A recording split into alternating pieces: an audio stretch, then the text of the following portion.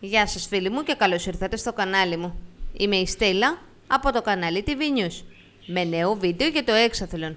Όπως είδατε και από τον τίτλο, θα σας πω με πόσα χρήματα θα φύγει κερδισμένος ο Ντάνιελ Ονιούρκα από το παιχνίδι αφού θα αποχωρήσει. Στον αγώνα που θα δούμε τις επόμενες ημέρες ανάμεσα στον Ντάνιελ και στον Γκιουλέκα, αφού ο Φάνης έχει περάσει ήδη, ο πρώτος παίκτης που έχει περάσει στον τελικό φυσικά. Ανάμεσα στον Ντάνιελ και στον Γκιουλέκα, ο Ντάνιελ είναι ο παίκτης που θα αποχωρήσει. Έμεινε στο παιχνίδι ο Ντάνιελ 6 εβδομάδες, άρα το ποσό που συγκέντρωσε είναι 30.000 ευρώ. Να ευχηθούμε καλή επιστροφή στον Ντάνιελ και ευχόμαστε τα καλύτερα στη ζωή του. Αν σας άρεσε και αυτό το βίντεο, πατήστε like, κάντε την εγγραφή σας και μην ξεχνάτε το καμπανάκι. Να είστε καλά φίλοι μου. Γεια σας!